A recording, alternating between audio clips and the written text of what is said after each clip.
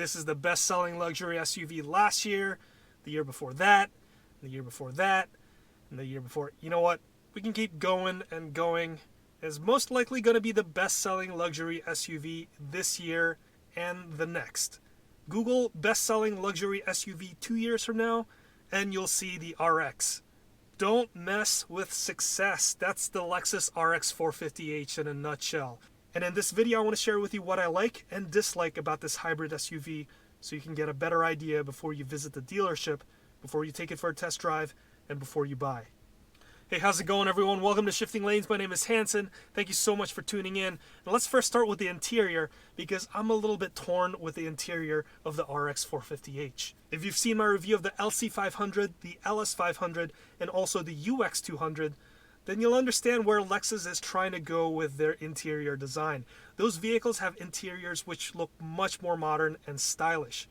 They have a more streamlined instrument cluster with one big gauge, a more stylish dash with an integrated big screen, and buttons that are very discreet to the point where they blend in with the trim. By those standards, the RX looks a bit outdated. It certainly hasn't changed since 2016 when the 4th generation RX came out. It helps if you get the F Sport line because you'll get a more driver-focused instrument cluster. The center screen, though it has full color, it has pretty low pixel count. So for these very picky reasons, I don't really like the interior of the RX, but realistically speaking, there's a lot to like about the interior.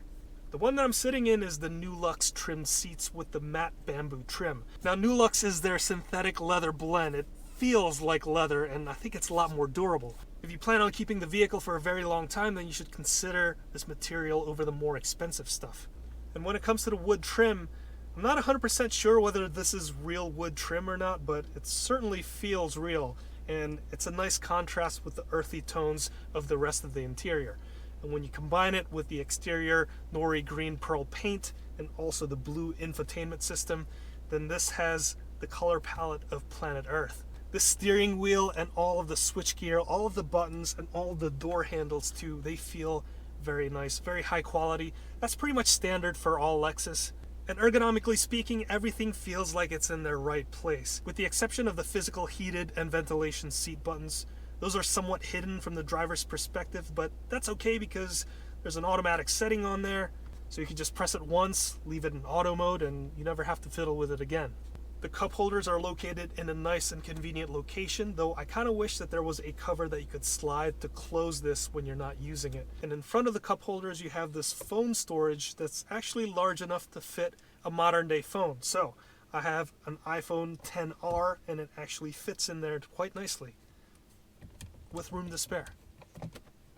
Lastly, we have to talk about this touchpad here because this has been a huge point of criticism for many reviewers. If you've read any or watched any YouTube videos, you've probably heard the same thing.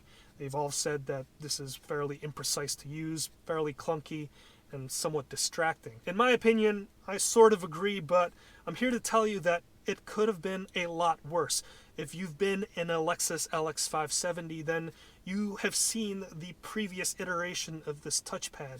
They have some sort of a trackpad that's a lot more archaic to use. And compared to that trackpad, this touchpad is far superior. But given how we've been interacting with smartphones, using this touchpad is still a relatively clunky experience. Fortunately for the 2020 Lexus RX, you don't have to worry about using this touchpad anymore because this big and beautiful 12.3-inch infotainment screen is now a touchscreen. So the experience is just like a smartphone. The refresh rate is nice. It's got a nice pixel count, and you could always just reach over and touch the different inputs just like a tablet. And if you are thinking about buying this, then you should definitely go for the upgraded screen because the base screen is fairly small and has extremely thick bezels. And that just looks cheap and goofy.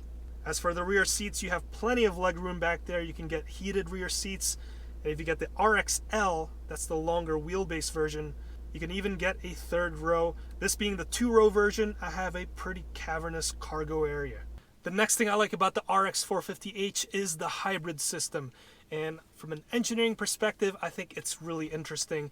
Just fair warning, this can get a bit technical in the discussion. So Toyota and Lexus has been in the hybrid game the longest, so I really think that they've perfected the reliability and the functioning of the system. There's a couple of different hybrid systems out there. There's one where the engine is basically used as a range extender to solely charge the battery system. In this one, this is referenced as the hybrid synergy drive. That's the same layout that's been found in all Priuses.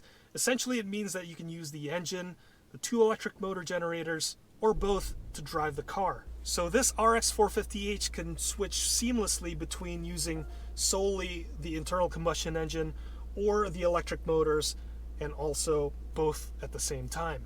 So depending on your driving situations, if you're driving on a low speed setting like in parking lot maneuvers, you could rely solely on the batteries, or you could basically operate in like pure EV mode or electric vehicle mode. But in higher load situations like going fast or going uphill or just accelerating, then you could use both the internal combustion engine and also the battery, or just the internal combustion engine alone. Putting the power down between the engine and the electric motors, that's done through their eCVT. It's kind of like a CVT or a continuously variable transmission, but don't mistake it for a traditional CVT, because that one has a set of belts and conical pulleys. This one works a little bit differently. This one is based around their power split device, and that's basically the heart of the hybrid system. The power split device is basically a planetary gear set. Think of it like a differential for your axles. On the one side you have the 1 motor generator, which is attached to the internal combustion engine, and on the other side you have motor generator 2, which is connected to the axles and also the batteries. So the power split device basically marries the 2 sides together, and that determines the power split between the engine and also the batteries. So basically the RX's engine speed is independent of the vehicle speed. That would explain why CVTs sound so different compared to traditional transmissions. In a traditional automatic or manual transmission, when you step on the accelerator, you hear the engine change note as you go up to speed. Whereas in a CVT or eCVT equipped cars, when you mash on the accelerator, it'll try to operate at one single engine speed that's most efficient, and the transmission will adjust accordingly as you go up to speed. So generally speaking, CVTs will give you better mileage because it will operate at the optimal engine speed. But the downside is you don't get the same driving experience that you're used to with traditional transmissions. Okay, I think I've spent enough time talking about the hybrid system, so hopefully now when someone asks you how the Prius or the Lexus hybrid synergy drive system works, hopefully now you know how it works. Let's talk about the engine in this RX450h. This one has a 3.5 liter V6, and when you put the electric motors together, you get a total maximum output of 308 total horsepower. According to Lexus, you can go from 0 to 60 in 7.9 seconds. That's really not bad for something that's close to 4,800 pounds. As for mileage, you'll get 31 city, 28 highway, and 30 combined. I did mention electric motors. You've got 2 motor generators coupled to the hybrid system and another electric motor coupled to the rear axle. So therefore, this is an all-wheel drive vehicle.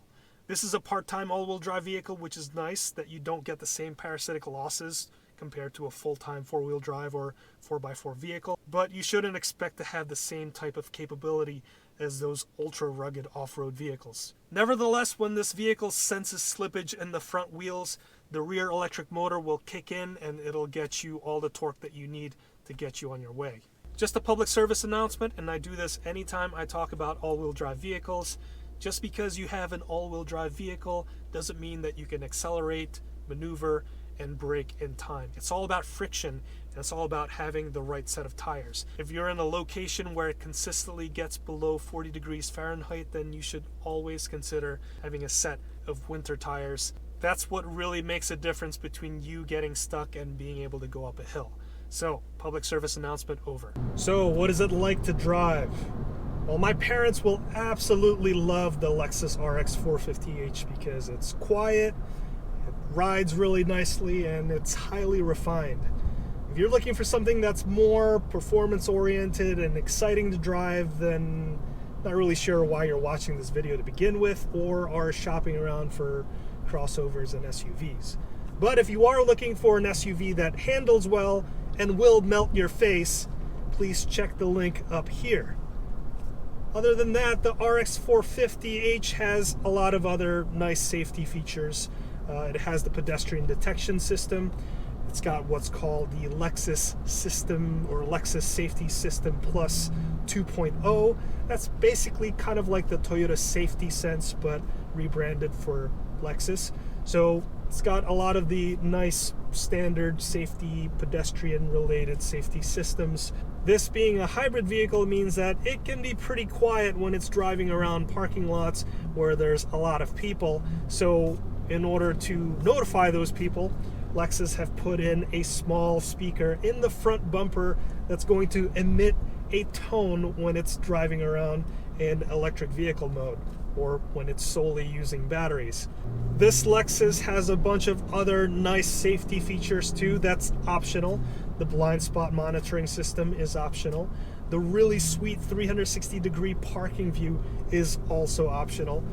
If you've ever been to the Lexus Configurator website, then you know that you could tack on a ton of options in here.